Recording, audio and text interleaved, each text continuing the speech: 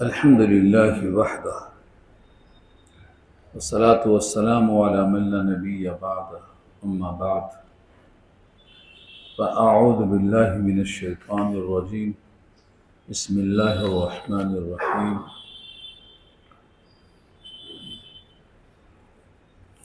كذبت ثمود المرسلين إذ قال لهم أخوهم صالح ألا تتقون إني لكم رسول أمين فاتقوا الله وأطيعون إلى آخر الآية. صدق الله العلي العظيم وصدق رسوله النبي الكريم ونحن على ذلك من الشاهدين والشاكرين. اللهم ألهمنا رشدنا وأعذنا من شرور أنفسنا. اللهم وفقنا لما تحب وترضى من القول والفعل والنية. رب اشرح لي صدري ويسر لي أمري واحلل عقدة من لساني يفقهوا قولي. آمین یا رب العالمین. محترم حضرات، معزز سامعین، ملی بھائیوں، بزرگوں اور دوستوں، میری ماں اور بہنوں، پیارے بچوں، سورہ شعراء 19واں پارہ، یہاں سے پارے کا 12واں رکوع شروع ہو رہا ہے اور سورت کا 8واں رکوع. اس میں 19 آیتیں ہیں اور تذکرہ ہے حضرت صالح علیہ السلام کا اور ان کی قوم کا. 8 نبیوں کا تسلسل ہے یہ کہ نبیوں نے کیا کہا اور قوم نے کیا جواب دیا اور نتیجہ کیا ہوا. انبیاء اور اس کی اقوام، اس طرح سے حضرت صالح کا تذکرہ یہاں سے شروع ہو رہا ہے. کچھ الفاظ ہیں جو 8 رکوع میں ہر رکوع میں آ رہے ہیں، کامن ہیں. اس میں سے ایک یہ بھی ہے، سمود نے جھٹلایا رسولوں کو. کذبت ثمود المرسلین، جھٹلایا سمود نے پیغمبروں کو.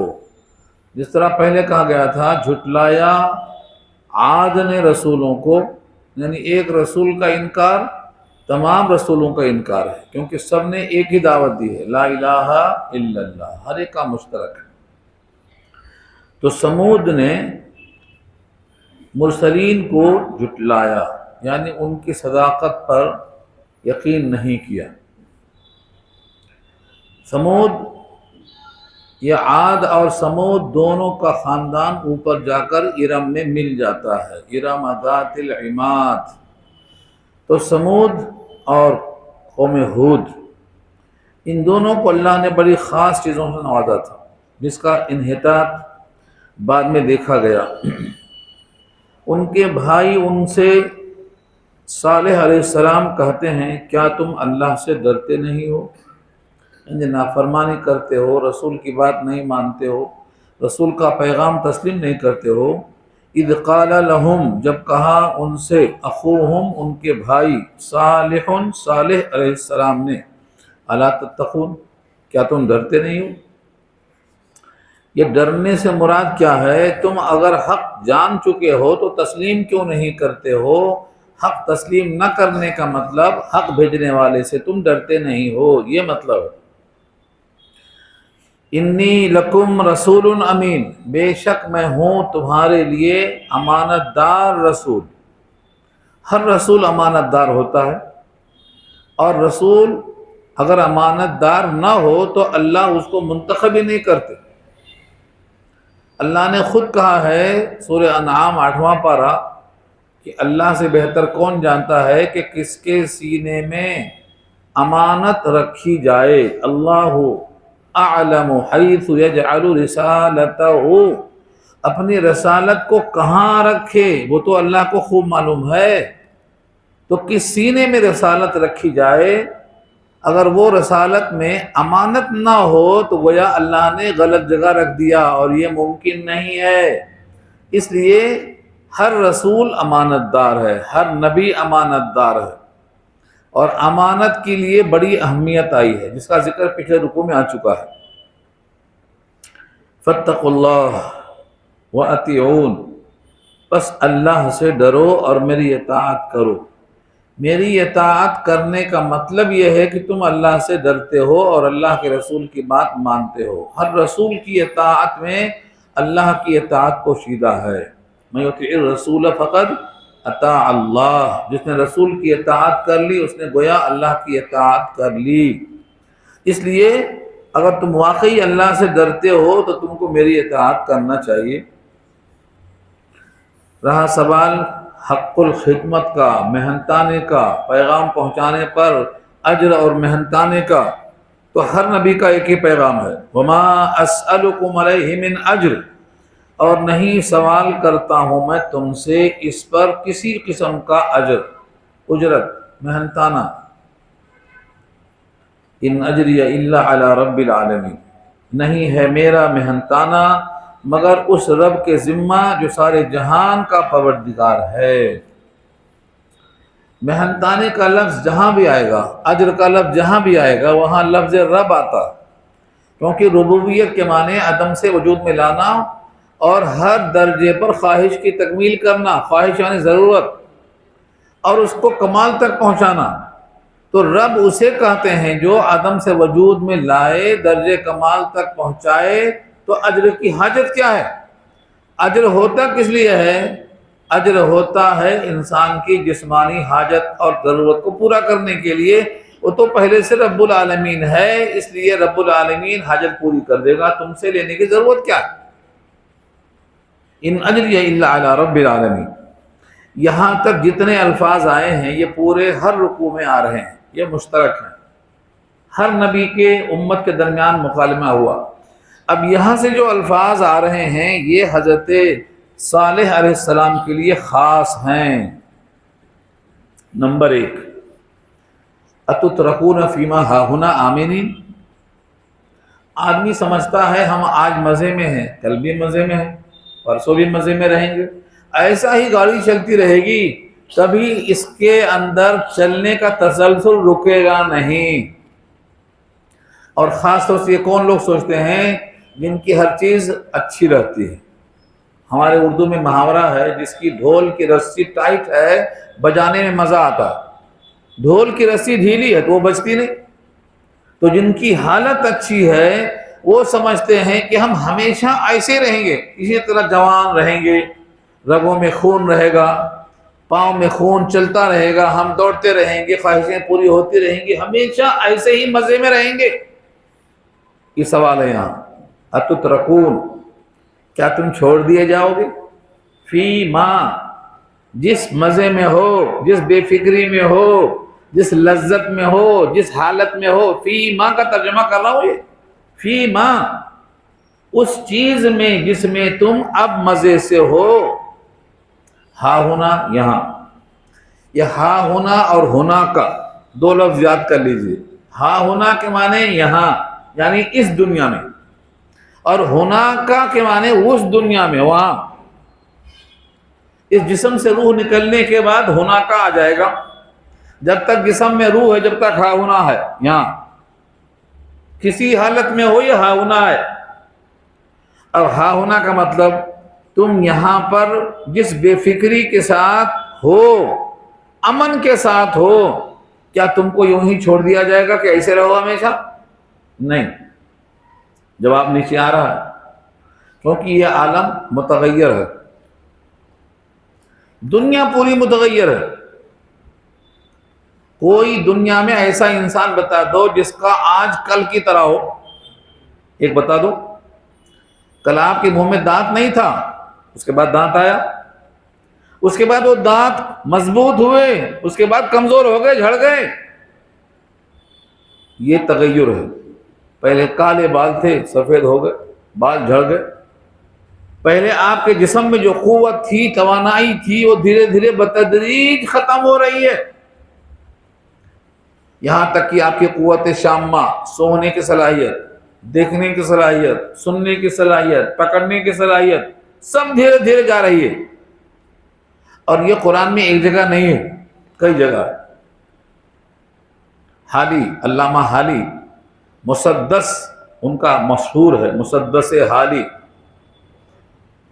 مسدس حالی میں انہوں نے جو شعر کہا ہے اس تیاری کے اوپر کہا ہے، کوچ کی حالی کرو تیاریاں، ہے قوام دم بدم اب انحطاط، ہے قوام دم بدم اب انحطاط، کوچ کی حالی کرو تیاریاں، حالی ان کا لقب بھی ہے، یعنی تم روزانہ جسم کے طاقتوں کو کھو رہے ہو، تیاری کرو، یہاں نہیں رہو گے، یہاں نہیں رہو گے۔ اگر تم نے یہاں کو حاصل کیا اور وہاں کو ضائع کیا تو تم نے پھول دے دیا اور تنکے لے لیا۔ حکیم اختر صاحب لکھتے ہیں، یہ کیا تو نے تو نادا یوں کیا، گل دیے تن کے لیے، کھونا جنت کے مزے ان کے لیے، ان کے لیے کھونا جنت کے مزے ان کے لیے، لطف دنیا کے ہیں کئی دن کے لیے، یہ کیا تو نے تو نادا یوں کیا، گل دیے تن کے لیے۔ تو یہ ہم سے بھی سوال ہے، جو سوال انبیاء کی طرف سے کیا گیا ہے، یہ سوال مجموعی طور پر امت محمدیہ سے بھی ہے۔ تم اس مزے میں یہاں چھوڑ دیے جاؤ گے، یہ خیال ہے تو نکالو دماغ سے۔ اس کائنات میں دوام کسی کو نہیں ہے، دنیا میں آنا اور جانا ہے، آنا جانا جہاں میں جاری ہے، آج وہ کل ہماری باری ہے۔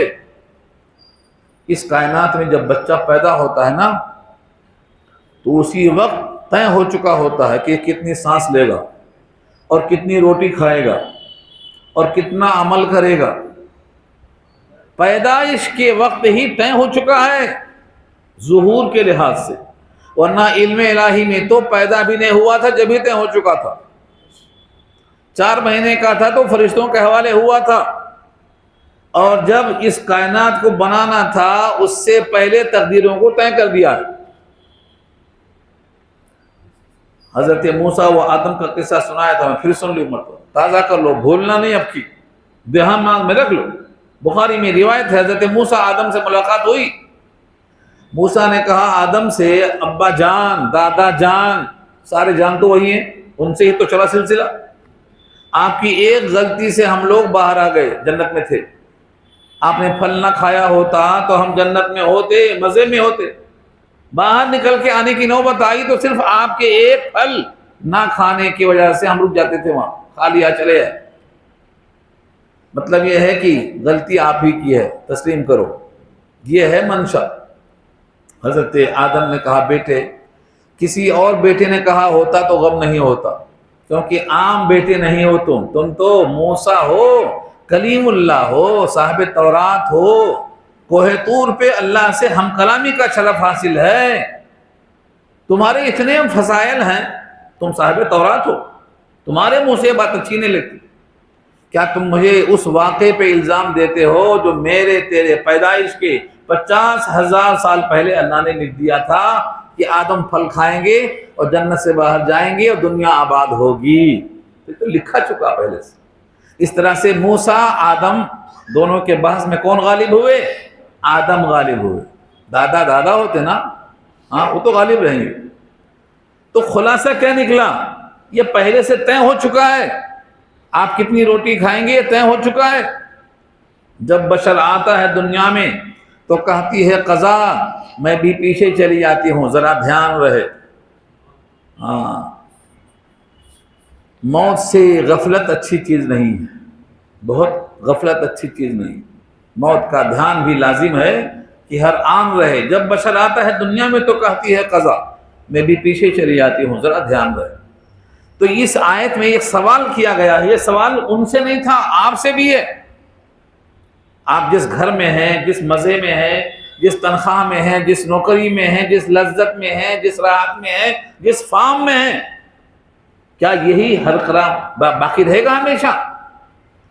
آپ کے گھٹنے میں درد شروع ہوا، کمر میں درد شروع ہوا، یہ کیا ہے؟ یہ تغیر ہے، ہر تغیر سے سزا آتی ہے۔ ففہم، جب زمین سے ایک دانہ نکلتا ہے تو نکالنے والے کو یاد کراتا ہے، میں خود تو نہیں نکلا ہوں، تو آدمی یہاں نہیں رہے گا، یہ سبق اس آیت میں ہے۔ آپ کو یہاں چھوڑنا ہے، ذاتی گھر ہو یا کرائے کا ہو، چھوٹا ہو یا بڑا ہو، پڑوسی اچھے ہوں یا برے ہوں، آپ کو یہاں رہنے کے واسطے ایک لمٹ ہے، اس لمٹ کے بعد آپ کو یہ چھوڑنا ہے۔ یہ سوال ان سے بھی تھا اور آپ سے بھی ہے۔ تو پہلا سوال کا جواب دیجیے آپ، اتترکون فیما ہاہنا آمنین، آمنین امن کے ساتھ، چین کے ساتھ، کوئی چھیڑے گا نہیں، جس طرح مزے میں ہیں، کیا تم کو یوں ہی چھوڑ دیا جائے گا، بے فکروں کی طرح چھوڑ دیا جائے گا؟ دنیا میں ایسا کوئی انسان نہیں ہے جس کو فکر نہ ہو، مگر پھر بھی آخرت کی فکر اگر نہیں ہے تو بے فکر ہے۔ دنیا میں فکر سب کو ہے، کسی کو کھانے کی فکر ہے، کسی کو صحت کی فکر ہے، کسی کو شادی کی فکر ہے، کسی کو جوڑا ملنے کی فکر ہے، فکر تو ہر ایک کو ہے، لیکن اگر آخرت کی فکر نہیں ہے تو بے فکر ہے، وہ بے فکر ہے، اس کو غافل کہا ہے اللہ نے۔ اسی واسطے لفظ کہا آمنین، کیا تم چھوڑ دیے جاؤ گے اسی ماحول میں امن کے ساتھ جہاں پر ہو تم؟ اس کا جواب کیا ہے؟ نہیں، ہم یہاں چھوڑے نہیں جائیں گے، ہم بدلے جائیں گے۔ جب فرشتہ کھٹکا مارتا ہے تو بندہ کہتا ہے آپ اچانک کیسے آ گئے؟ بتا کے آنا چاہیے۔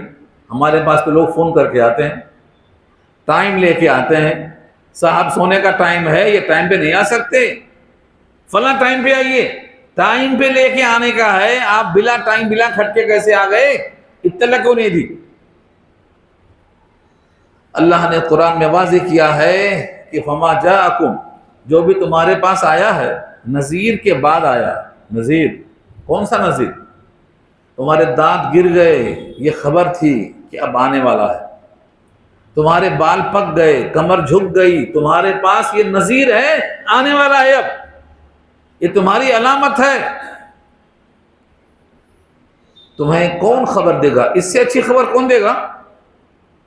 چلنا نہیں آ رہا ہے، لیٹنا نہیں آ رہا ہے، تمہاری جسم کے اندر تغیر بتاتا ہے کہ اب یہ تغیر بتاتا ہے جگہ بدلنے والی ہے، تو ہم بتا کے آئے ہیں، بغیر بتائے ہوئے نہیں آئے۔ یہ سورہ فاطر کی آیت میں صاحب موجود ہے۔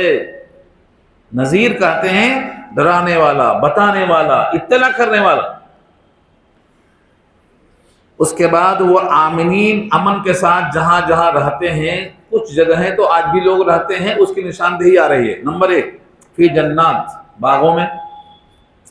جنت کی جمع ہے، جنت کہتے ہیں باغ کو۔ جنت جو حقیقت میں وہ بھی باغ ہی ہے، اور باغ میں گھر بھی ہے، اور گھر میں اچھے برتنوں کا انتظام بھی ہے، کپڑوں کا انتظام بھی ہے، اور جوڑے کا بھی انتظام ہے، جس کا ذکر سورہ رحمان میں آ چکا تفصیل سے۔ تو پھر جنات باغوں میں ہیں۔ آج لوگ جب شہر کی تنگ گلیوں سے پریشان ہو جاتے ہیں تو بڑے بڑے فارم ہاؤس بناتے ہیں، جنات ہے وہ بھی، باغات ہے وہ بھی، مگر یہ سب عارضی ہیں۔ یہاں خزاں طاری ہوتی ہے، پتجھڑ ہوتا ہے، پھل کبھی کبھی غائب ہو جاتے ہیں، لیکن جنت میں جو حقیقی جنت ہے وہاں پتجھڑ نہیں ہوگا، پھل غائب نہیں ہوں گے۔ قطوفہا دانیہ، سورہ حاقہ میں اللہ فرماتے ہیں اس کے پھل ہمیشہ رہیں گے، لٹکے ہوئے رہیں گے، اس کے پھل سدا بہار ہوں گے۔ جو درخت دونوں موسم میں پھل دیتا ہے سدا بہار کہتے ہیں۔ تو جنات باغوں میں، وعیون، عین کی جمع ہے چشموں میں، وزروع، زرعن کی جمع ہے کھیتیوں میں، ونخل، خصوصاً کھجوروں میں۔ اہل عرب کھجور کو ترجیح دیتے تھے، اس لیے تمام زراعت کا ذکر کرنے کے بعد خصوصاً ذکر آیا ہے کھجور کا۔ نخل طلعها حزیم، طلعن کے معنی خوشہ، اور ہا کی ضمیر جاتی ہے نخل کی طرف۔ ایسے کھجور جس کے شگوفے، جس کے گچھے، طلعها اس کے گچھے، حزیم، حزیم، حزیم کی تشریح میں 18 قول لکھا ہے صاحب قرطبی نے۔ حزیم،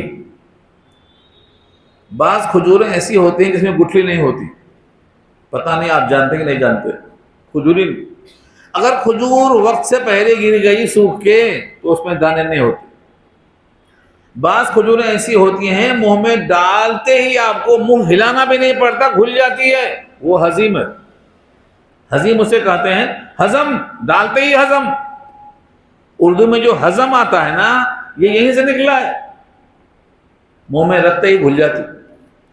ہم تو جانتے نہیں تھے یہ کھجور، جب 10 محرم کا روزہ تھے مدینے میں، 2005 کی بات کر رہا ہوں، تو اس وقت ہم لوگ محرم کی 10 تاریخ کا روزہ تھے، 10 محرم کا روزہ مدینے میں، اور افطار مہمانی میں ہو رہی تھی۔ تو دسترخوان پہ جو کھجوریں آئی تھیں، وہ کھجور اس سے پہلے بھی نہیں کھائے تھے، بعد میں بھی نہیں کھائے۔ اللہ تعالیٰ نے خصوصی ضیافت کی مدینے میں۔ اس کی خاصیت یہ تھی کہ منہ میں ڈالتے وہ گھل جاتی تھی۔ اللہ تعالیٰ نے عربوں کو توفیق دی ہے مہمانوں کا اکرام کرنے کے لیے، اس کو اٹھا کے رکھتے ہیں خاص مہمانوں کے لیے، محرم کے لیے۔ تو ہضم کا معنی ایک ہے ہضم ہو جانا، منہ میں ڈالتے ہی ہضم ہو جانا۔ بعض کہتے ہیں اس کے شگوفے اتنے پکے تیار ہوتے ہیں کہ اس میں ہاتھ لگاتے گرنا شروع ہو جاتے۔ یہ ہضم کا ترجمہ کر رہا ہوں میں، ہاتھ لگاتے ہی گرنا شروع ہو جانا، یہ ہضم ہے۔ منہ میں ڈالتے گھل جائے تو بھی ہضم ہے۔ توڑنے کے لیے مشقت زیادہ نہ ہو تو بھی ہضم ہے۔ بہرحال جس کے خوشے گندھے ہوئے ہیں، بعض کبھی جو گچھے ہوتے ہیں وہ پورے کے پورے آپس میں گتھے ہوئے ہوتے ہیں، بعض خالی ہوتے ہیں۔ جیسے آپ کے پاس بھٹا ہوتا ہے، بعض بھٹے کیسا تابتا ہوتے جمے ہوئے، تو اگر پورے جگہوں میں فل ہے تو پھر اس کو ہضم کہتے ہیں، خالی نہیں ہے۔ جیسے اللہ نے مثال دی ہے، ایک گیہوں کا دانہ، اس میں 7 بالیاں اور ہر بالی میں 100 دانے، یہ کیا ہے؟ اللہ کی قدرت ہے۔ تو یہ ہضم بتانا مقصد ہے کہ ایسے کھجوروں کے خوشے کو اللہ نے بنایا ہے جو آپس میں خوب گدھے ہوئے ہیں، خوب گدھے ہوئے ہیں۔ تو ہضم کا ترجمہ باہم گدھے ہوئے ہونا، پکے ہوئے ہونا، چھوتے ہی گر جانا، منہ میں ڈالتے ہی گل جانا، یہ سب ترجمہ کیا ہے۔ ایسے اور بھی ترجمے ہیں۔ اہل عرب کو اللہ نے ذوق دے رکھا۔ یہ تو کھانے کی بات ہو گئی۔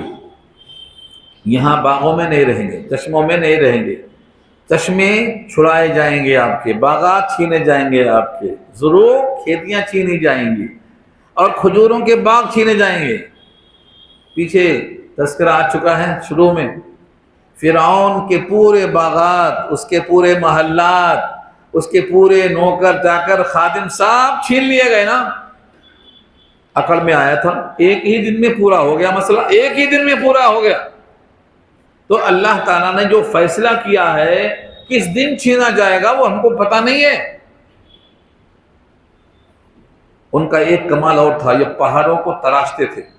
وَتَنْحِتُونَ مِنَ الْجِبَالِ بُيُوتًا، بیوتن یہ مفعول لہو ہے، یعنی گھر بنانے کے طور پر، اور جبال جبل کی جمع ہے پہاڑ، اور تنحتون ہمارے پاس جو سنگ تراش ہوتے نا، سنگ تراش پتھروں کو تراشتے ہیں، وہ سنگ تراش فارسی لفظ ہے، اس کے لیے عربی لفظ ہے یہ تنحتون، تم تراشتے ہو، تراشتے ہو۔ یہ بھی ایک بڑا فن ہے، ہنر ہے، ہر آدمی کو نہیں آتا۔ بڑے بڑے مکانات بنانے کے لیے یہ لوگ بڑے بڑے پہاڑوں کو چھیل ڈالتے تھے، اسی میں دیوار بنتی، اسی میں چھت بنتی، اسی میں دارات بنتی، اسی میں محراب بنتا، اسی میں رہنے کی جگہ ہوتی، اسی میں کمرے نکالے جاتے، اور ایسی نقاشی ہوتی تھی، اس نقاشی کو اللہ نے تنحتون کہا ہے، تنحتون، اور تم تراشتے تھے، بڑے بڑے پہاڑوں کو تم تراشتے تھے۔ اور یہ کاریگری پہلے اور اچھی تھی، اب تو لوگ کمزور ہو گئے نا، 2 گھنٹے میں تھک جاتے، 6 گھنٹے میں سونا چاہتے۔ یہ پہلے کے لوگ جو ہے پتھروں کو مار مار کے پتھر ہو گئے تھے مضبوط، اور ان کی مثال اللہ نے دی ہے، اتنے لمبے تڑنگے اونچے فٹ دنیا میں انسان پیدا ہی نہیں کیے گئے۔ قوم عاد اور قوم سمود کی مثال کائنات میں نہیں، بڑے بڑے نامچی کو لے لو، سب پیچھے، نہ لمبائی میں نہ چوڑائی میں۔ یہ میں نے نہیں کہا، یہ سورہ فجر میں اللہ نے کہا، لم یخلق مثلها فی البلاد، شہروں میں ایسے لوگ پیدا نہیں ہوئے۔ یہ مضبوط کیسے ہوتے؟ ہمارے پاس گاؤں والے بولتے ہیں محنت کرنے سے آدمی مضبوط ہوتا ہے، محنت نہ کرنے سے ڈھیلا ہو جاتا ہے، ڈھیلا ہو جاتا ہے۔ گانے والا ہی گا سکتا ہے، گانے والا ہی گا سکتا، دوسرا آدمی نہیں گا سکتا۔ کیوں؟ گاتے گاتے اس کے گلے کو گانے کی عادت ہو گئی، تو گانے والا ہی گا سکتا ہے۔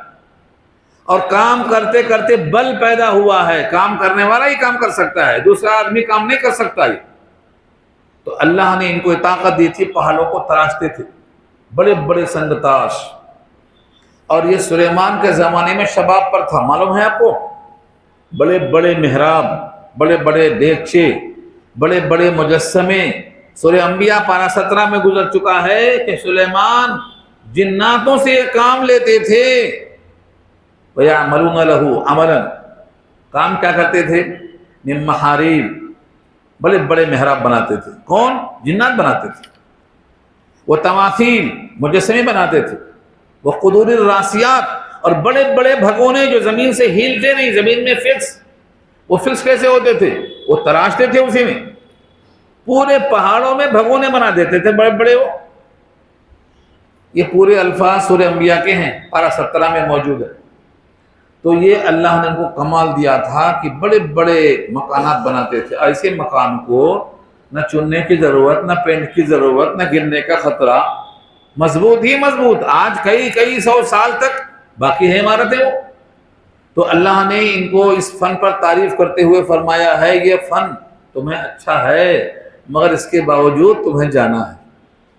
وَتَنْحِتُونَ، اور تم تراشتے ہو، من الجبال، پہاڑوں میں سے، بڑے بڑے پہاڑوں میں سے، بیوتن، بطور گھر کے لیے تراشتے ہو، فارہین۔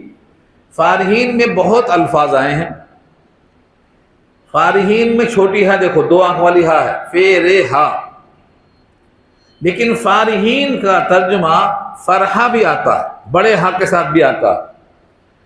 تو فرحہ چھوٹے ہا سے یہاں جو معنی ہیں وہی بڑی ماں کے معنی میں، اس کے معنی ہیں اکڑ کے چلنا، سے وَلَا تَمْشِ فِي الْأَرْضِ مَرَحًا، مرحا بھی اسی معنی میں آیا ہے۔ مرحا کے معنی زمین پہ اترا کے چلنا، مجھ سے اچھا کوئی نہیں، میرے مکان سے اچھا کسی کا مکان نہیں۔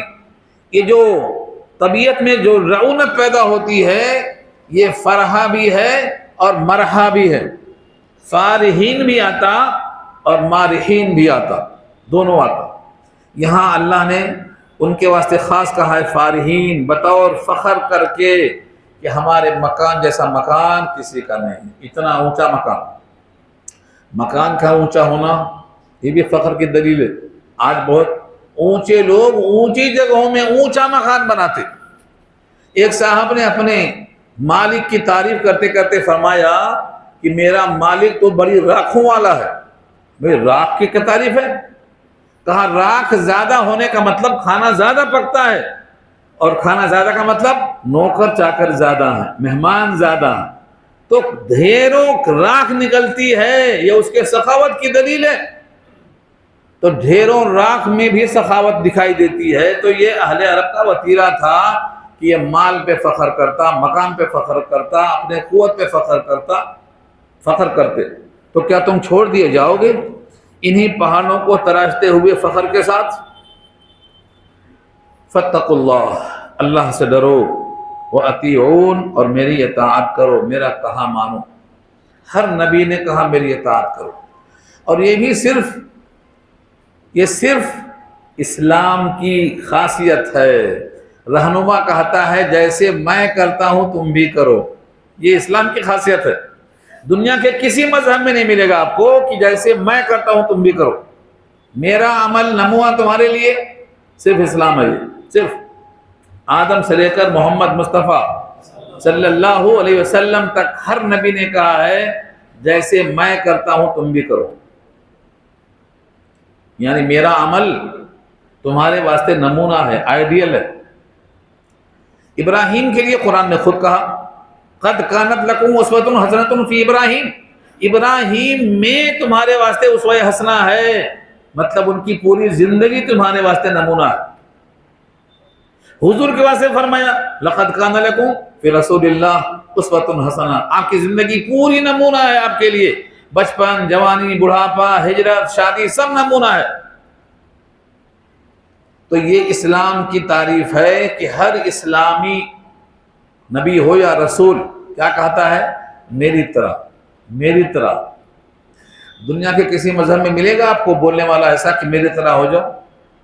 اسلام کا فلسفہ ہے۔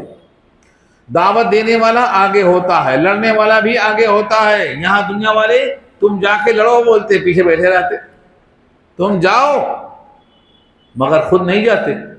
اسلام کا طریقہ یہ ہے، اللہ کے نبی سب سے آگے۔ غزوہ حنین میں تو سب بھاگ دوڑ مچی تھی، جب بھی سب سے آگے۔ انا نبی جو لا کذب انا ابن عبد المطلب، سب سے آگے کھڑے ہیں تلوار لے کے۔ تو اسلام کی خوبی ہے یہ اطیعون بتا رہا ہوں میں۔ اطیعون کے معنی میری اطاعت کرو، یعنی جیسا مجھے کرتا ہوا دیکھتے ہو ایسا تم کرو۔ اگر کوئی مبلغ یہ نہیں کہتا ہے تو مبلغ کمزور ہے، آپ کو کر کے دکھانا پڑے گا۔ حضور کی سیرت میں ایک پہلو ہے عملیت، کر کے دکھانا۔ اگر حضور نے روزہ رکھا ہے تو تم سے کہا روزہ رکھنے کے واسطے، اور اگر تو وہ روزہ تمہارے قدرت میں نہیں ہے تو منع بھی کر دیا ہے، یہ میری خاصیت ہے، مسلسل روزے میں رکھتا ہوں، تم نہیں رکھ سکتے، منع کر دیا۔ میرے پاس نکاح 9 ہے لیکن تم نہیں کر سکتے، تم 4 ہی کر سکتے ہو، منع کر دیا۔ تو جو خصوصیت ہے وہاں بتا دیا آپ نے، ورنہ یہی کہا جیسے مجھے کرتا ہوا دیکھتے ہو تم بھی کرو۔ یہاں تک کہ نماز بھی، نماز کے لیے سب سے آسان لفظ حضور نے کہا ہے، جیسا مجھے پڑھتا ہوا نماز دیکھتے ہو تم بھی ویسا پڑھو، صلو کما رأیتمونی اصلی۔ اس آیت حدیث کو لے کر جتنے بھی غیر مقلدین ہیں وہ کہتے ہیں حضور کی طرح نماز پڑھنا ہے۔ یہ مرد کے لیے بھی ہے، عورت کے لیے بھی ہے۔ پھنس جاتے یہ بولتے، پھنس جاتے یہ بولتے عورت کا سر کھلا ہے تو نماز نہیں ہوگی، اور آپ کا کھلا ہے تو ہو جائے گی۔ فرق ہے۔ آپ کی تہبند آدھی پڈلی تک ہے تو نماز آپ کی ہو جائے گی، اس کا ٹخنا کھلا ہے تو نماز نہیں ہوگی۔ تو آپ کیسا کہیں گے یہ عورت کے لیے یہ بھی ہے؟ عورت کے واسطے نہیں ہے۔ سلو صیغہ جمع مذکر حاضر ہے، مردوں کے لیے ہے، مردوں کا حکم ہے یہ۔ عورتوں کا حکم تو یہ ہے تم کو تمہارے گھر میں پڑھنا ہے، میری نماز میرے پیچھے پڑھنے سے تمہاری نماز تمہارے گھر میں افضل ہے۔ تو اگر یہ حضور نے فرق کیا ہے تو تم کون ہوتے ہو بولنے والے کہ دونوں کی نماز میں کوئی فرق نہیں ہے؟ اگر واقعی یہ دعویٰ تو حدیث پیش کر دو کہ فرق نہیں ہے، مردوں کی عورتوں کی نماز میں فرق نہیں ہے۔ اس پر ایک حدیث سنا دو، ایک حدیث، 2 3 نہیں مانگ رہا ہوں، ایک حدیث۔ قیامت کی صبح آ جائے گی حدیث نہیں ملے گی، کیونکہ عورتوں کی مردوں کی نماز میں فرق حضور نے کیا۔ مردوں سے کہا تم مسجد میں نہیں آؤ گے، جماعت سے نہیں پڑھو گے تو دل چاہتا ہے گھر میں آگ لگا دوں، کسی اور کو کھڑا کر دوں مسلح پر۔ لیکن عورتوں سے کیا کہا؟ میرے پیچھے پڑھنے سے تمہاری گھر میں اچھی ہے، آنگن میں اچھی ہے، آنگن سے دالان میں اچھی ہے، دالان سے کمرے کے کونے میں اچھی ہے۔ ان سے یہ کہا، ہم سے یہ کہا۔ ہمارے لیے کہا ہے ٹخنے کھلے رہنا، ٹخنے کھلے رہنا، ورنہ نماز میں بھی جہنم میں ہے وہ حصہ، وہاں اسفل من الکعبین من الازار فہو فی النار۔ تو کتنی حدیثیں ہیں مرد عورت کی نماز میں فرق ہے، آپ کہتے ہیں کوئی فرق نہیں ہے، تو ایک حدیث بتا دو کہ فرق نہیں ہے۔ حضور نے کہا ہو کہ فرق نہیں ہے، ہم ماننے کو تیار ہیں، دکھا دو۔ اور جب تک حدیث نہ ملے جب تک کم سے کم نہ بولو، ہماری نماز پہ اعتراض مت کرو۔ عورتیں گھر میں پڑھتی ہیں تو ان کو پڑھنے دو، اعتراض مت کرو۔ مرد کی نماز عورت کی نماز میں بہت فرق ہے۔ یہاں بتایا کہ میں آپ کو یہ بتانے کے واسطے کہ ہر نبی چاہتا ہے کہ میری اطاعت کرو، یہی مطلوب ہے، یہی مطلوب ہے۔ وَلَا تُطِيعُوا أَمْرَ الْمُسْرِفِينَ، اور اطاعت مت کرو، میری اطاعت کرو، ان کی مت کرو۔ کون ہے وہ؟ امر المسرفین، امر کے معنی میٹر، معاملہ، اور مسرفین تو آپ جانتے ہیں اسراف کرنے والے۔ مسرفین جمع ہے مسرف کی، اور اسراف کرنے والے کون ہیں؟ اسراف صرف ایک چیز میں نہیں ہوتا، اسراف کے معنی زیادہ کرنا، جتنا لمٹ ہے اس سے زیادہ کرنا، یہ اسراف ہے۔ اسراف مال میں بھی ہو سکتا، کھانا جو پھینکتے ہیں نا وہ بھی اسراف ہے۔ کھانا ہے 2 آدمی کو کھانا ہے، کھانا پکائے 4 آدمی کا، 2 آدمی کھائے باقی پھینک دیے، یہ بھی اسراف ہے۔ اسراف یہاں بتایا گیا ہے جو زمین میں فساد کرتے ہیں۔ فساد زمین میں کیسے ہوتا؟ جب آدمی اپنے حد سے آگے بڑھتا ہے، سر اٹھاتا ہے، سرکشی کہتے ہیں اردو میں، سرکشی، اردو میں طغیانی۔ موسیٰ ندی میں اتنی بارش ہوئی کہ طغیانی آ گئی، مطلب جو نشان ہے خطرے کا اس کے اوپر پانی چلا گیا تو کیا ہوا؟ طغیانی آ گئی، سرکشی پانی کر رہا۔ ایسے ہر انسان اس کی ایک لمٹ ہے، جب اس لمٹ سے وہ آگے بڑھ جاتا ہے تو فساد فی الارض کرتا ہے، دائیں والے کو مارتا ہے، بائیں والوں کو مارتا ہے، گالیاں دیتا ہے، کسی کی روشنی چھین لیتا ہے، کسی کی دھوپ چھین لیتا ہے۔ کیا حق پہنچتا ہے آپ کو کہ بازو والے کی دھوپ چھین لیا آپ نے؟ اتنی اونچی بلڈنگ بنایا، پرمیشن نہیں ہے، سب علم گلم چل رہا ہے، بلدیہ میں جا کے پیسہ بھر دیا، کوئی آئے تو پیسہ پکڑا دیا، کوئی بھی آفیسر آئے تو منہ بند کر دیا، 7 منزل ٹھونک دیا تو بازو والے کی دھوپ چلی گئی نا۔ یہ کیا ہے؟ سبب ہے، فساد کا سبب ہے۔ یہ آپ کو حق نہیں بنتا ہے کسی کی دھوپ چھیننے کا، کسی کے سائے کو لینے کا، کسی کی ہوا روک دینے کا، کیا حق ہے؟ تو آدمی کی ایک حد ہوتی ہے، اس حد میں جب رہتا ہے تو اطاعت گزار ہے، اس حد میں جب آگے بڑھتا ہے تو فساد فی الارض کا مرتکب ہوتا ہے۔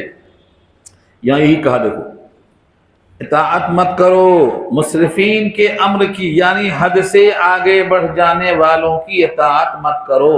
وہ کون ہے؟ الذین یفسدون فی الارض، جو فساد کرتے ہیں زمین میں۔ زمین میں فساد کیسے ہوتا؟ حق تلفی، ایک لفظ یاد رکھ لیجئے، جتنے زمین میں فساد ہوئے ہیں ان کی وجہ کیا ہے؟ حق تلفی۔ بیوی کا حق شوہر نہ دے تو مقدمہ، باپ کا حق بیٹا نہ دے تو مقدمہ۔ حق تلفی ایک خاص وجہ یاد رکھ لو، جب بھی کوئی کسی کا حق مارے گا تو وہ اپنے حق کو حاصل کرنے کے لیے کھڑا ہو جائے گا، اب فساد شروع ہوگا، اس کو حق تلفی کہتے ہیں۔ یہ ہے یہاں مراد، جو زمین میں فساد کرتے ہیں ان کے معاملے میں اسراف ہے، ایسے لوگوں کی اطاعت آپ مت کیجئے۔ مگر آج امت کے لوگ اسی کی اطاعت کر رہے ہیں، کہتے ہیں وہاں 50 آئٹم کھلایا ہے ہم 55 کھلائیں گے۔ کیا یہ کس کی اطاعت ہے؟ حضور کی ہے۔ حضور کے کھانے میں دسترخوان پہ 2 سالن کبھی تھا ہی نہیں، اور آپ کھا رہے ہیں 55 آئٹم، تو کس کی نقل ہے یہ ہے امر المسرفین، اسراف کرنے والوں کی نقل ہو رہی ہے۔ یہ سبق تو ان کا تھا، قوم سمود کا تھا، لیکن آج امت سے اگر سوال ہو جائے کہ تم اپنے کھانے میں ولیمے میں کس کی نقل کرتے ہو تو کہیں گے بھائی وہ باورچی بہت مشہور ہے، فلاں باورچی ہے، کتنے آئٹم؟ فلانے آئٹم، سب سے زیادہ۔ یہ کس کی اطاعت ہے؟ کسی نبی کی اطاعت نہیں، کسی صحابی کی اطاعت نہیں ہے، کسی تابعی کی اطاعت نہیں ہے، ائمہ اربعہ کی اطاعت نہیں ہے، یہ اطاعت ہے شیطان کی، شیطان کی اطاعت ہے۔ کیونکہ قرآن نے کہا ہے ادخلوا فی السلم کافہ ولا تتبعوا خطوات الشیطان، اسلام میں مکمل داخل ہو، اور جہاں آپ مکمل داخل نہیں ہیں وہاں کس کی اطاعت ہے؟ شیطان کی ہے۔ یہ قرآن نے واضح کر دیا۔ تو آج پورے دنیا میں جتنے ولیمے ہو رہے ہیں نا، اگر وہ سنت کے مطابق نہیں ہیں تو پھر شیطان کی اطاعت ہو رہی ہے، اس آیت کے خلاف ہے۔ وَلَا تُطِيعُوا أَمْرَ الْمُسْرِفِينَ، اسراف کرنے والوں کے معاملے کی نقل مت کرو جو فساد کرتے ہیں زمین میں۔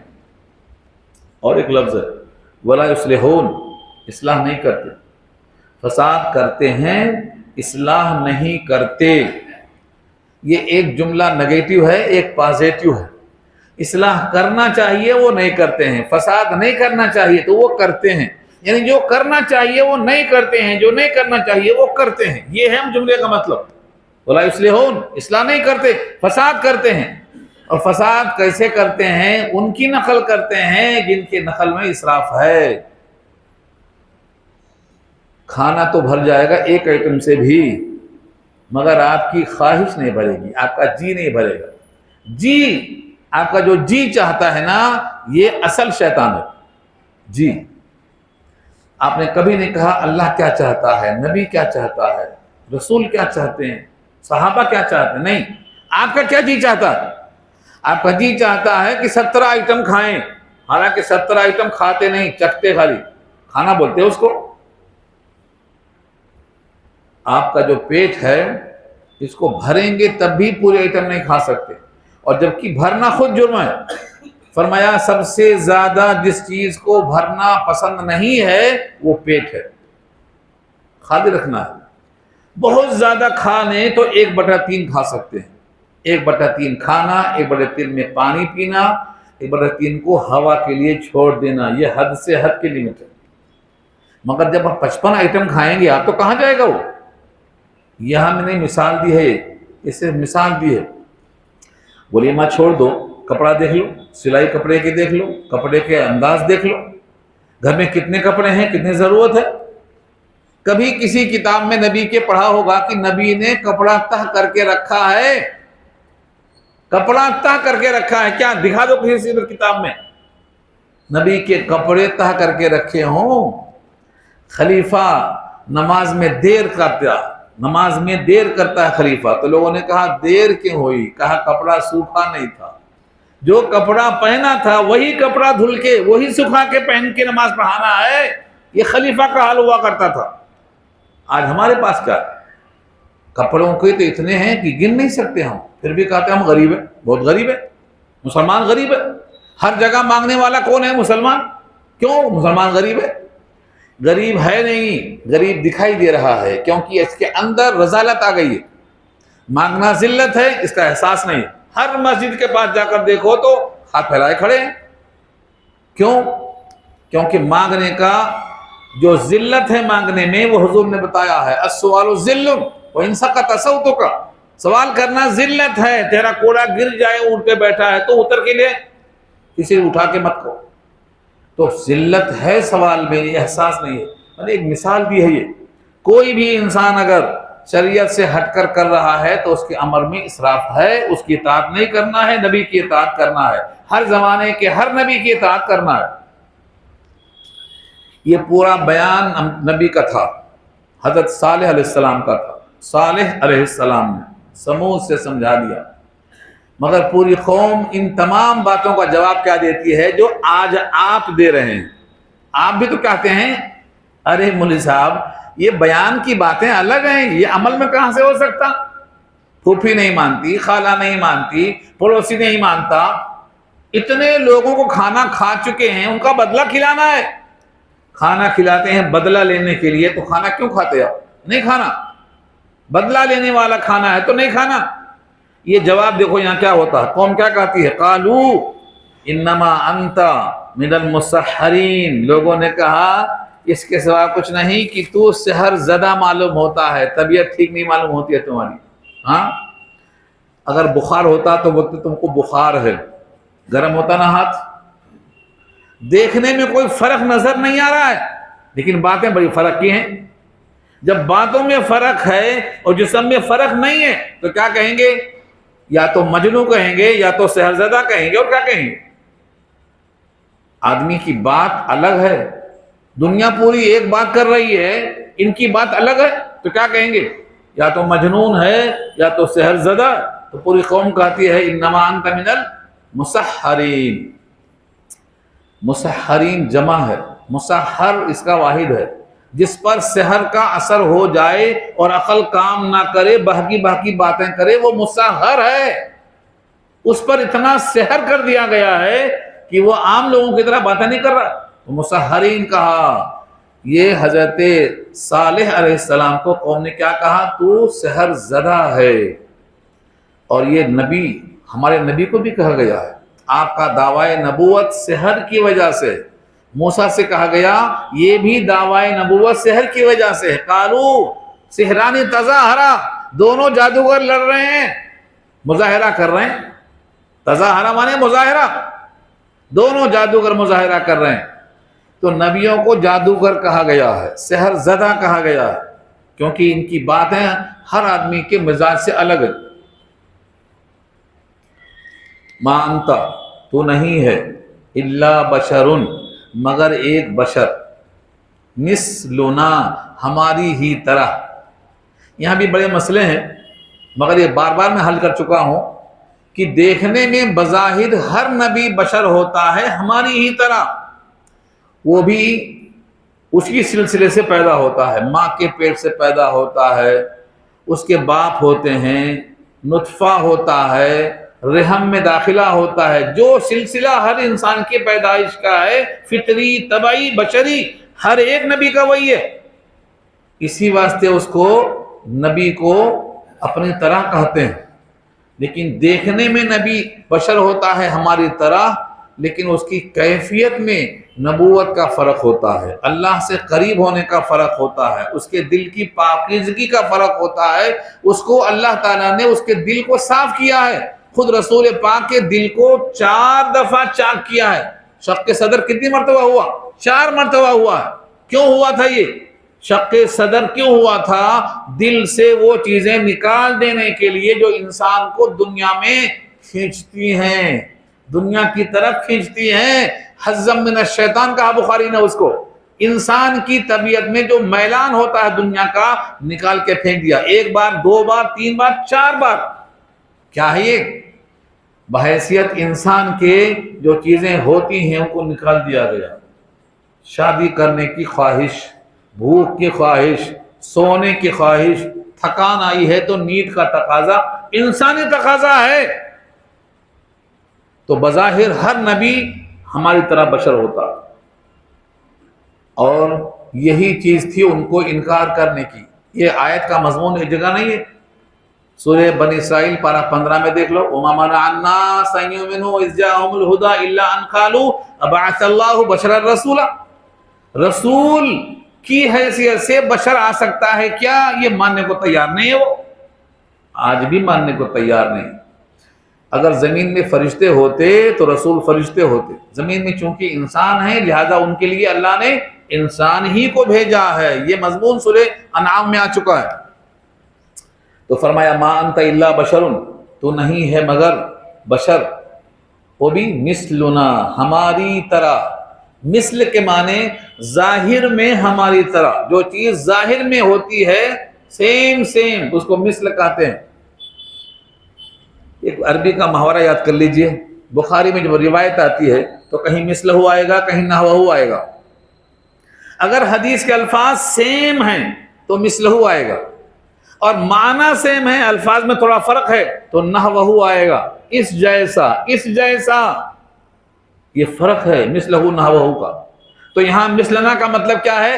ہماری طرح ہے، بالکل ہماری طرح ہے، انسان ہونے میں، دکھائی دینے میں، جسم والا ہونے میں، بھوک لگنے میں، حاجات کی وجہ سے بالکل ہماری طرح ہے۔ ہاں اندرونی فرق کیا ہے؟ اللہ سے تعلق مضبوط ہے، دل میں نور ایمان ہے۔ تو مثلنا بہت اہم لفظ ہے، یاد رکھو اس کو۔ تو نہیں ہے مگر ایک بشر ہماری ہی طرح، لہذا فَأْتِ بِآیَةٍ، کوئی نشانی لے آؤ، ان کنت من الصادقین، اگر تم سچے ہو، اگر تم سچوں میں سے ہو تو اپنی سچائی پر نشانی پیش کرو۔ اب یہاں تو خلاصہ پیش کیا گیا ہے کہ اونٹنی پیش کیا، لیکن دوسری آیتوں میں، سورہ ہود پارہ 12 میں، سورہ شمس میں، اور کئی جگہ یہ مضمون آ چکا ہے، اس میں پوری قوم کا خود سوال آیا ہے کہ اے نبی، اگر ہم آپ کو نبی مان لیتے تو ہم آپ کو تسلیم کر لیتے، لیکن ہماری یہ خواہش ہے۔ یہ پہاڑ میں سے، پہاڑ کا کیوں ذکر کیا؟ کیونکہ یہ پہاڑ تراشتے تھے نا، یہ پہاڑوں والے تھے۔ ہر نبی کا معجزہ، مطالبہ سامنے والے کے حساب سے ہوتا ہے۔ جیسے ایک آدمی اپنے ہاتھ میں گھوڑ پھوڑ لے کے جا رہا ہے جنگل میں، حضور نے کہا کلمہ پڑھ لے۔ اس نے کہا میں کیسے کلمہ پڑھ لوں، نبی کیسے مان لوں؟ تو حضور نے کہا وہ تیرے گود میں جو گھوڑ پھوڑ ہے وہ کلمہ پڑھ لے تو مر لیتا۔ बस वो घोड़ फोड़ करना पड़ना शुरू कर दी। ये कौन सा मौजूदा है भाई? क्यों? क्योंकि मुखातब के हाथ में है वो। अबू जहल के हाथ में कहाँ करी पड़ रही? क्यों? मुखातब के हाथ में है वो। तो अल्लाह के नबी का ये खास था कि मुखातब जिस कैफियत में जानना चाहता है उस कैफियत से दुबूत पेश करते थे। तो यहाँ पर पहाड़ों का जिक्र क्यों किया? क्योंकि पूरे पहाड़ तराशते थे। तो क्या कहा? अगर आप नबी सच्चे हैं तो इस पहाड़ से ऊँटनी निकालो। ऊँटनी पहाड़ से निकलती क्या? यानी ऐसी बात जो कभी हो न सकती है, ऐसा मुतालबा है। लेकिन अल्लाह तो हर शय पे कादिर है, उसके लिए पहाड़ क्या है? मुतालबा क्या था? इस पहाड़ से गाभिन ऊँटनी निकलना, और ऊँटनी भी 10 महीने की गाभिन होना चाहिए। 10 महीने की गाभिन का मतलब 10वां महीना चलता है, अब बच्चा पैदा होने वाला है, ऐसी कैफियत से निकलना है। हजरत सालेह ने कहा देखो ऊँटनी निकलना आसान मसला है, लेकिन फिर भी नहीं मानेंगे तो जीने का चांस खत्म। जब मतलूबा मोजज़ा दिखाया जाएगा, मतलूबा जिसे इस उम्मत के वास्ते कहा गया था, मायदा दस्तरखान, ईसा की कौम ने कहा था दस्तरखान उतारो आसमान से, उतारा गया, मगर उसके बाद अजाब, नहीं मानेंगे तो अजाब। तो फरमाया मक्के वालों सोने का पहाड़ बना दूंगा मैं, लेकिन ये दस्तरखान की तरह होगा, इसके बाद नहीं मानेंगे तो अजाब, बचने का कोई चांस नहीं। यहां भी कहा गया, पूरी कौम ने कहा नहीं ठीक है हम मानेंगे, निकालो। ऊँटनी बाहर आ गई, दुआ किया, ऊँटनी बाहर आ गई, बच्चा पैदा हुआ, पहाड़ से ऊँटनी आ गई, लेकिन इनके दिल में वही है हठधर्मी, सुनने को तैयार नहीं। तो ये सब बहसें यहाँ नहीं है। ये सब बहसें कहाँ हैं? सूरह हूद पारा 12 में मौजूद है। क़ाल हाज़िही नाक़तुन, कहा ये है ऊँटनी, लहा, उस ऊँटनी के लिए, शिरबुन, पानी पीने की बारी है, पानी पीने का हिस्सा है। शिरब मशरूब मालूम ना, शिरबुन से बना है, जो मिकदार ऊँटनी के हिस्से की है वो ऊँटनी का हिस्सा है, उसको शिरब कहते हैं। एक दिन पानी तुम पियो, एक दिन ऊँटनी पिएगी। पूरा पानी पी लेती थी ऊँटनी, पूरी कौम का पानी, और उसके बदले में उतना ही दूध देती थी। हाँ, उतना ही दूध देती थी वो। ये निशानी थी कि पूरा पानी पी लेती। यहां भी इशारा है, और पानी का जिक्र सूरह कमर में भी है, पारा 27 में भी है। फताता फाकर, जब लोगों ने देखा कि पानी पी पी कर तंग कर दे रही है, तो कहा इसको कत्ल कर दो, न रहे बांस न बजे बांसुरी, खत्म। अल्लाह ताला ने उनकी हद को पहुंचा दिया, 3 दिन में उन पर अजाब आया। क़ाल हाज़िही नाक़तुन लहा शिरबुन, कहा ये ऊँटनी है। यहाँ इतने कहा ना ऊँटनी है। सूरह शम्स में क्या कहा? नाक़तुल्लाह, अल्लाह की ऊँटनी है। जिसे बैतुल्लाह कहा, अल्लाह का घर है, रूहुल्लाह, अल्लाह की रूह है, ये निस्बत होती है अजमत के लिए। यहाँ भी कहा नाक़तुल्लाहि व सुक़ियाहा, अल्लाह की ऊँटनी है, उसके पानी पीने की बारी है।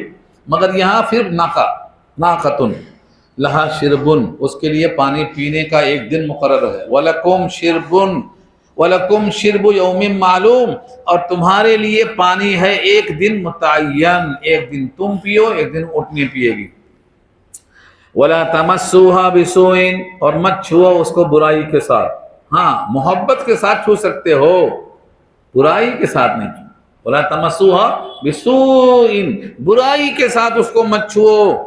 फयाखुज़कुम, पस तुमको पकड़ लेगा, अजाब यौमिन अजीम, बड़े दिन का अजाब, बड़े दिन का अजाब। क्यों कहा? क्योंकि ये दिन छोटा है, दुनिया का दिन छोटा है, वहां का दिन 50,000 साल के बराबर होगा, इसलिए वो बड़ा दिन है। तो बड़े दिन के अजाब तुमको पकड़ेगा। फ़अक़रूहा, पूरी कौम ने उसकी कूंच काट दी। अकर, पैरों में जो पीछे एड़ी के ऊपर रग होती मोटी वाली, उसको अकर कहता है। फ़अक़रूहा, उन्होंने उसकी कूंच को काट दिया। फ़अस्बहू नादिमीन, बस हो गए सब के सब नादिम और शर्मिंदा। क्यों शर्मिंदा हुए? क्योंकि कूच काट दिया, ऊँटनी मर गई, उसका ऊँट का जो बच्चा था, गाय का जो बच्चा था, उसको भी मार दिया। ये पूरी बहस देखना है तो सूरह हूद में देखना। قصص الانبیاء پڑھنا اس کے لیے، پورے بحث دیکھنا ہے تو قصص الانبیاء پڑھنا ابن کثیر کی. ابن کثیر کی مستند ہے، مولوی عنایت والی مستند نہیں ہے. قاہذہ، یہ تمہارے واسطے اللہ کی طرف سے اونٹنی ہے، اس کو چھونا نہیں برائی سے ورنہ عذاب پکڑے گا. لیکن انہوں نے کوچ کاٹ دیا، اب ہو گئے نادم. فاصبحوا کا دو ترجمہ ہے، صبح ہو گئے نادم یا ہو گئے نادم، ہو گئے نادم. فاخذہم العذاب، ان کو عذاب نے پکڑ لیا. ان فی ذلک لآیہ، بے شک اس میں نشانی موجود ہے. وما کان اکثرهم مؤمنین، ان میں سے اکثر لوگ ایمان والے نہیں ہیں. وَإِنَّ رَبَّكَ لَهُوَ الْعَزِيزُ الرَّحِيمُ، اور بے شک آپ کا رب البتہ وہی غالب ہے، رحمتوں والا. تو جو الفاظ کامن ہیں وہ بار بار آ چکے ہیں یہاں بھی اور پھر آئندہ بھی آئیں گے. لیکن ان کا نادم ہونے کا مطلب کیا ہے؟ غلطی کرنے کے بعد نادم ہوئے، اب اس کا کوئی علاج نہیں ہے، اب اس کا علاج نہیں. اس کا اب جب سزا دیکھ لیتا ہے انسان تو نادم ہوتا ہے، اس کا کوئی علاج نہیں ہے. توبہ وقت سے پہلے کرنا چاہیے. اب یہاں سے اگلا رکوع شروع ہو رہا ہے، انشاءاللہ آئندہ رکھیں گے. دعا